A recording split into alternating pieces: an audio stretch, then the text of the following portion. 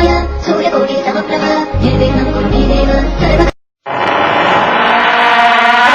जब रात होती है तो हम एक दिया जला लेते हैं और उसकी रोशनी में खुद को महफूज समझते हैं, मगर उस रोशनी के परे जो अंधेरा है वो अपने अंदर बहुत सारी कहानियां समेटे हुए है और इन्हीं कहानियों को आप तक लेकर आता है।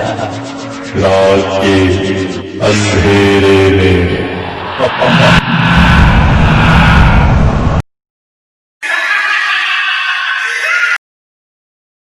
दोस्तों, आज की कहानी सुनाने से पहले सिर्फ चंद शब्द कहना चाहूँगा कि हॉरर स्टोरीज सिर्फ डराती नहीं है, कुछ हॉरर स्टोरीज रुला भी जाती हैं। जब दोस्त ने बताया कि मात्र 2000 रुपये किराए पर मकान मिल रहा था तो मैं आश्चर्यचकित हो गया। आज के ज़माने में इतना बड़ा मकान 2 मंजिला 2000 रुपये में कौन किराए में देता है, मगर किया क्या जा सकता था, तो उसकी बात पर विश्वास करना पड़ा। क्योंकि जिस मकान में मैं रहता था उसका मकान मालिक मकान खाली कराने पर तुला हुआ था। मुझे उठाकर ज्यादा किराए पर किराएदार बैठाना था उसे। मैंने हाथ पांव जोड़े कि इतना ज्यादा किराया कैसे दे पाऊंगा मैं, मगर मानने वाला कहाँ था। मगर हद तो तब हो गई जब मुझे घर खाली कराने के लिए उसने कुछ ऐसे हथकंडे अपनाना शुरू कर दिया जिनके बारे में कहना भी सभ्य समाज में कहा भी नहीं जा सकता है। खून का घूंट पीकर मैं घर खोज रहा था कि मित्र ने इस घर के बारे में बताया। आश्चर्य हुआ, इतने सस्ते में इतना बड़ा घर कोई क्यों किराए में देगा। मगर मित्र ने बताया कि वो मेरे चाचा के साले साहब है, रिश्तेदारी में ही है समझ ले। अब निपट लेना जो भी है, ऊंचा नीचा थोड़ा और करा लेंगे। मगर घर कैसा है? अरे सोचने की क्या बात है, मैं आज ऑफिस में आते समय चाबी ले आता हूँ, घर लौटते समय देख लेंगे। जब घर देखा तो आश्चर्यचकित हो गया, जैसे सपना सच होने वाला हो। नीचे 2 कमरे, किचन, ऊपर 2 कमरे, उसके बाद एक खुली छत। ऐसा घर नसीब वालों को भी इतने कम किराए पर मिलता है। मैंने कहा मकान मालिक से कब बात होगी? अब कल सवेरे चलते मिल लेते हैं। मकान मालिक भी बहुत ही सभ्य पुरुष थे। उन्होंने कहा, देखिए मैं कोई एग्रीमेंट वगैरह नहीं कराऊंगा, आपका गर्दन क्यों फंसे भाई, जितने दिन रहना है रहिए, ना अच्छा लगे तो घर छोड़ दीजिएगा। मगर बात ऐसी थी कि कल को अगर आप अचानक किराया बढ़ा दे और कहे कि घर खाली करो तो मैं कहाँ जाऊंगा। अरे किराया बढ़ाऊंगा भी तो कितना बढ़ाऊंगा, मुझे किराया खाने का लालच नहीं। आप वहां आराम से रहिए, मैं अपनी तरफ से एक कागज लिख के दे देता हूं कि मैं ऐसा कुछ नहीं करूंगा और साल भर पहले तो किराया बढ़ाने का नाम भी नहीं लूंगा। कैसा है? ठीक है, वो 2 महीने का किराया बस एडवांस में दे दीजिए। अब हर महीने 100 रुपए करके काटा दीजिएगा। 2-3 महीने में आऊंगा मैं और किराया ले लूंगा। वहां पे घर की साफ सफाई वगैरह, पुताई वगैरह सब किया हुआ है। पिछला किराएदार कब गया था? 6 महीने हो गए उसे गए हुए। 6 महीने से घर खाली है। हाँ, देख रेख मैं अच्छी तरह कर लेता हूं।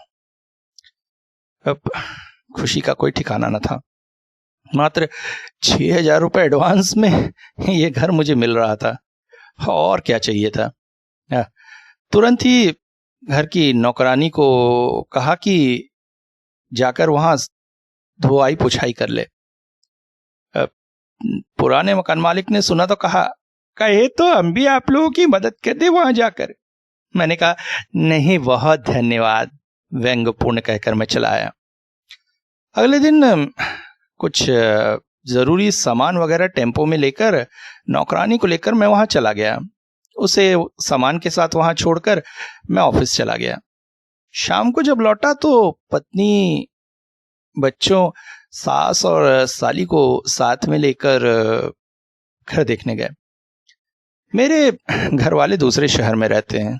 इस शहर में सास और साली ही रहते हैं जो अक्सर मेरे घर पर आते हैं। पत्नी को पिछले ही दिनों डिलीवरी हुई है। छोटी बच्ची की देखभाल के लिए साली अक्सर हमारे घर पर ही रहती है। एक बेटा है जो अक्सर मामा के यहाँ ही रहता है। हमने दरवाजा नॉक किया। नौकरानी ने दरवाजा खोला और बोल पड़ी, बाबू आइए आइए, अब बड़ी परेशानी है। वो एक पड़ोस का छोटा सा बच्चा है, बड़ा परेशान कर रहा है, इसलिए दरवाजा बंद कर दिया था। हाँ, बच्चा? हाँ, मैं ऊपर घर पहुंच रही थी, अचानक पीछे आकर खड़ा हो गया। मैंने कहा घर में घूमे ना पैर के निशान बन जाएंगे, फिर अचानक कहाँ गायब हो गया। बहुत ढूंढा घर में। अब छत वगैरह से तो नहीं आया था? ये तो गड़बड़ वाली बात है। मतलब पड़ोस से कोई भी हमारे घर आ सकता है क्या? मगर जब छत पर गए तो बाकी के घर इतने दूर थे कि बच्चा तो क्या, कोई बड़ा भी इधर नहीं आ सकता था। फिर वो बच्चा गया कहाँ? अब घर में कहीं छुपकर तो नहीं बैठा है? अरे उसके घर वाले ढूंढ रहे होंगे। पूरा घर ढूंढ लिया मगर बच्चा कहीं ना मिला। तभी दरवाजा खोलकर हम बाहर खोजने निकले, मगर बाहर भी हमें नहीं मिला। तभी सोच में बात आई कि जब हम उसे बाहर ढूंढने गए थे तब तक शायद घर में कहीं छुप कर बैठा था डर के मारे, फिर निकलकर भाग गया होगा। खैर, बात आई गई हो गई। हम लोग अब सामान के साथ यहाँ शिफ्ट हो गए। घर इतना सुंदर था कि हम लोगों की खुशी का ठिकाना ना था। एक दिन मैं ऑफिस के लिए निकला। पत्नी नीचे कुछ काम कर रही थी, नौकरानी भी उन्हीं के साथ थी। साली ऊपर मेरी बेटी को लेकर गोद में खिला रही थी और सुलाने की कोशिश कर रही थी। खिलाते खिलाते अचानक उसकी नजर खाट के पास पड़ी। उसने देखा एक छोटा बच्चा खाट के पास खड़ा हुआ है। वो अचानक चौंक पड़ी। बेटी की अभी आंख लगी थी इसलिए वो जोर से कुछ नहीं बोल पाई, मगर अचानक उसे याद आया उस दिन की नौकरानी की बात। वो बोल पड़ी, अरे तो तुम कौन हो, कब आए? उस बच्चे ने कोई भी जवाब नहीं दिया, बस मुस्कुराता रहा। अरे कौन हो बताओगे? कहकर साली बच्ची को रखने के लिए मुड़ी और जैसे ही पलटी, कमरे में कोई भी नहीं था। वो अचानक दौड़कर सीढ़ियों तक आई और आवाज लगाई। मेरी पत्नी और नौकरानी ऊपर को गए। उसने कहा, बाहर का दरवाजा अच्छे से बंद नहीं किया क्या? वो बच्चा घुस आया था। नौकरानी बोली, अरे नहीं, वो तो बाबू ने मुझसे कहकर अच्छे से बंद कराया है, देख लीजिए। शाम को जब मैं ऑफिस से लौटा तो घर में सभी के चेहरे उतरे हुए थे। उस बच्चे की बात अभी तक सबके दिमाग में थी। मैंने साली का मजाक उड़ाते हुए कहा, अरे कुछ नहीं है, तुम्हें हेलुसिनेशन हुआ है। उस दिन रमा ने पता नहीं क्या देखा था और बता दिया था, तुम्हें भी वही दिखा है। हाँ, कुछ नहीं है ये सब। साली का मजाक उड़ाना मुझे बहुत पसंद था और अब तो उसके डर की बात भी मुझे मिल गई थी। मगर जल्द ही मुझे भी डर लगा। बात एक संडे की है। मैं घर पर था। ठंडी का मौसम था, इसलिए छत पर बैठकर धूप ताप रहा था। छत की सीढ़ियों से नीचे वाला कमरा थोड़ा सा दिखाई देता है। वहां बैठे बैठे मुझे ऐसा लगा कि बेटी के कमरे में कुछ हिल रहा है। मैं धीरे धीरे सीढ़ियों से उतरने लगा तो मैंने देखा घर की लाइट गोल हो गई थी, शायद लोड शेडिंग से। बेटी कमरे में सो रही थी और एक छोटा बच्चा उसके पास खड़ा होकर हाथ पंखा झेल रहा था। मैं चौंक पड़ा, अरे ये बच्चा कब आया? ये लोग भी ना नौकरानी नीचे बर्तन धो रही थी। पत्नी और साली दोनों खाना बनाने में भिड़े हुए थे। इसी चक्कर में बाहर का दरवाजा खुला होगा और ये महाशय फिर घुसा है। मैंने उससे कहा, अरे कौन हो तुम? अचानक वो ठिठक गया। मैंने नीचे वाली सीढ़ियों तक जाकर आवाज लगाई, अरे भाई तुम लोग क्या कर रहे हो? देखो ये बच्चा फिर घुस आया है। सब आश्चर्यचकित थे क्योंकि बाहर का दरवाजा अभी भी बंद था। मगर जैसे ही मैं कमरे में लौटा, कमरे में कोई भी नहीं था।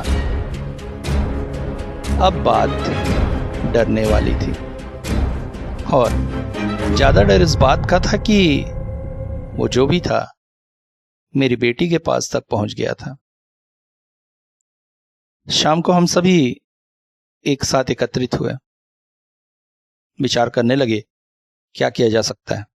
पत्नी बोली, हाय रे किस्मत, इतना अच्छा घर, मगर अब हमें यहाँ नहीं रहना। पुराने मकान मालिक से बात करो, जितना किराया बोले वहीं चले जाएंगे। साली बोली, मुझे तो उसी दिन लगा था, मगर जिया जी मुझे मजाक उड़ा रहे थे।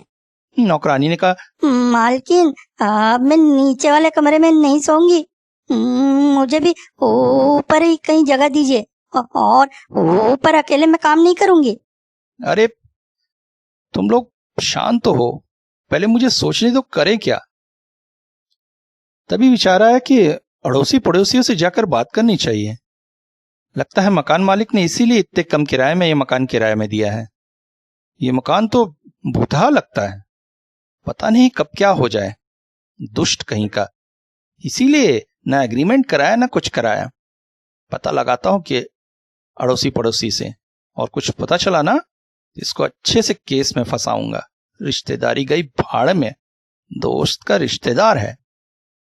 कहकर बुदबुदाता हो मैं घर से निकल गया।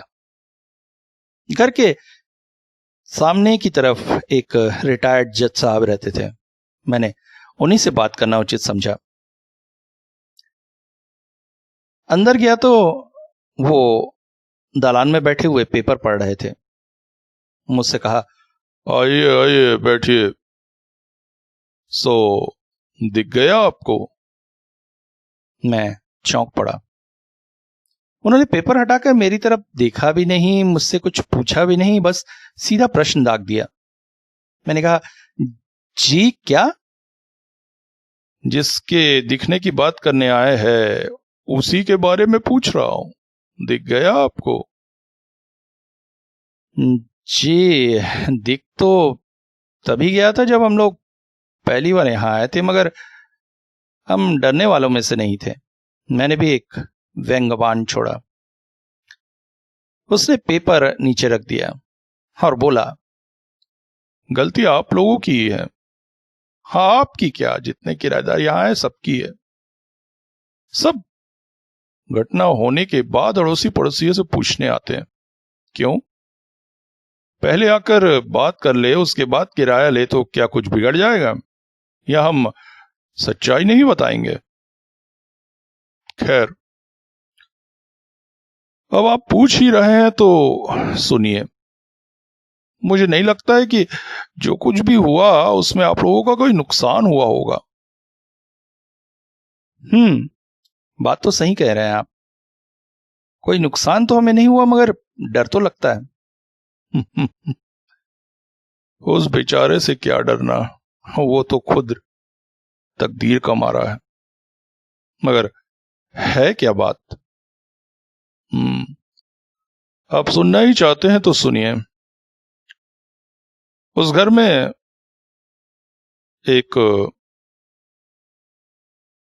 व्यक्ति रहता था जो सरकारी कर्मचारी था, मगर कुछ बुरी आदतों का शिकार था। उसके चलते उसकी नौकरी चली गई थी। पत्नी भी बीमारी से मर गई। एक बेटा था, बाप बेटे वहीं रहते थे। कुछ समय तक तो नौकरानी घर में आकर खाना बना देती थी, मगर पैसों की कमी की वजह से उसे तनख्वाह न मिल पाती। घर में खाने का सामान भी पूरा पूरा उपलब्ध न होता था, इसलिए उसने काम छोड़ दिया। वो व्यक्ति खुद ही सारा काम करने लगा। अपने बेटे से प्यार बहुत करता था वो, मगर अक्सर उसे मारता पीटता भी रहता था शराब के नशे में। और सुनने में आया था जुए की भी लत थी। अक्सर बेटे को बाहर से बंद करके चला जाता। कभी कभी एक दिन पूरा नहीं आता, बेटा अंदर बंद रहता। हम लोगों ने कहा था कि बाहर जाते हो तो बेटे को हमारे यहाँ छोड़ जाया करो, इस तरह बंद करके जाना उचित नहीं लगता है, छोटा सा बच्चा है। मगर उसने कहा कि हमारे बच्चों के साथ मिलके उसका बच्चा बिगड़ जाएगा। उसकी बात हमें बहुत बुरी लगी, इसलिए फिर हम उससे बातचीत करना ही छोड़ दिए। एक दिन अचानक हमने देखा कि पिछले 2 दिनों से उसके घर में ताला था। वो घर नहीं आया था। आश्चर्य लगा। मकान मालिक को बुलाकर खोजबीन की कि कहीं बच्चा अंदर तो नहीं है, मगर कुछ पता नहीं चल पाया। मकान मालिक भी दरवाजे का ताला तोड़ने में थोड़ा सा डर रहा था, क्या पता आकर क्या रंग दिखाए। तभी करीब 5 दिन बाद वो वापस लौटा। लौटकर अचानक ही हम लोगों से मिला और पूछा कि कितने दिन से वो घर नहीं आया है। हम लोगों ने आश्चर्य के साथ कहा करीब 5 दिन। इस पर वो बोल पड़ा, आए मेरा बेटा, और इसके साथ ही दौड़ पड़ा घर की ओर। हम लोग भी उसके पीछे पीछे ही दौड़े। उसने ताला खोला और अंदर गया। अंदर का दृश्य देखकर हम सब ठिठक गए। वो बच्चा अंदर खाट में लेटा हुआ था। शरीर सूख सा गया था। आंखों की ज्योति मध्यम हो गई थी। पिता को देखकर बस एक बार उसने पापा कहा और प्राण त्याग दिए। आश्चर्य, 5 दिन तक बच्चा घर में बंद रहा, मगर न रोया, न शोर मचाया, न कुछ किया। बस पिता को देखकर मुस्कुराया, पापा कहा और प्राण त्याग दिए। आहा हा हा, निरीह बालक। उसके बाद उसका बाप भी कहीं चला गया। जाने से पहले इतना बता गया था कि जुए में काफी सारा पैसा वो जीत गया था, मगर सामने वाले व्यक्ति ने अपने पैसे वापस लेने के लिए उसकी शराब में कुछ नशीला पदार्थ मिला दिया था और उसे शहर से बाहर ले जाकर फेंक दिया था। 3 दिन तक तो बेहोश पड़ा रहा। फिर जब होश में आया तो बड़ी मुश्किल से वापस घर तक लौटा। सुनकर मैं स्तब्ध था। आहा, बेचारा बालक तड़प तड़प कर मरा था घर में, शायद इसीलिए उसकी आत्मा की मुक्ति नहीं हो पाई। घर लौटकर पत्नी और परिवार वालों को सब कुछ बताया।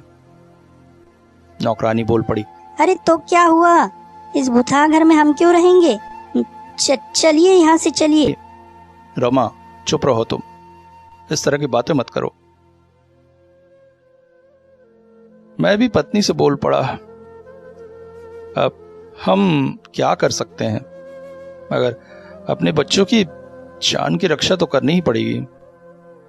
चाहे अच्छा घर ही क्यों ना हो और उसने हमें कोई नुकसान क्यों ना पहुंचाया, मगर यहां रहा नहीं जा सकता है। मगर पत्नी का जवाब कुछ और ही था। उसने कोई नुकसान तो नहीं पहुंचाया ना हमें, और उस दिन भी तो लाइट न होने की वजह से उसे लगा बच्ची को गर्मी लग रही होगी, इसलिए पंखा झेल रहा था। बेचारा बिना माँ का बच्चा, ऊपर से ऐसी दर्दनाक मौत मरा है। हर कोई उससे डरता है, इसीलिए शायद वो प्यार को तड़प रहा है। काश मैं उसे एक बार देख पाती। आप सबको देखा, मुझे नहीं दिखा। एक बार उसके सिर पर प्यार से हाथ फेर देती मैं। निरीह बालक, उससे क्या डरना। नहीं, ये घर हम खाली नहीं करेंगे। अरे वो लोगों के बीच रहना चाहता है। प्रेत योनि में अकेले भटकते भटकते शायद थक चुका है बेचारा बच्चा, इसलिए हमारे साथ थोड़ा सा समय बिताना चाहता है। हम यहीं रहेंगे। पत्नी की बात सुनकर मैं दिल से बहुत खुश हुआ। हमने फैसला किया कि हम उसी घर में रहेंगे और रहने भी लगे। मगर आश्चर्य, उस दिन के बाद से वो बच्चा फिर कभी नहीं दिखाई दिया। एक दिन मैं और पत्नी बात कर रहे थे, आखिर वो फिर क्यों दिखाई नहीं दिया? मुझे लगता है तुम्हारे प्यार के दो बोलों ने उसकी आत्मा को तृप्त कर दिया। बेचारा प्यार के दो बोल सुनने के लिए ही यहां आने वाले हर किराएदार के पास आता था, मगर हर कोई सिर्फ उससे डरा। तुम उससे डरी नहीं, तुमने उसके दर्द को समझा और शायद तुम्हारे इसी भावना ने उसकी आत्मा को मुक्त कर दिया। महसूस करो, वो इस वक्त स्वर्ग में खड़ा हम लोगों को खुशी के साथ देख रहा होगा। बेचारे ने ताउम्र बहुत तकलीफ झेली। आशा करते हैं स्वर्ग में उसकी आत्मा को शांति मिलेगी।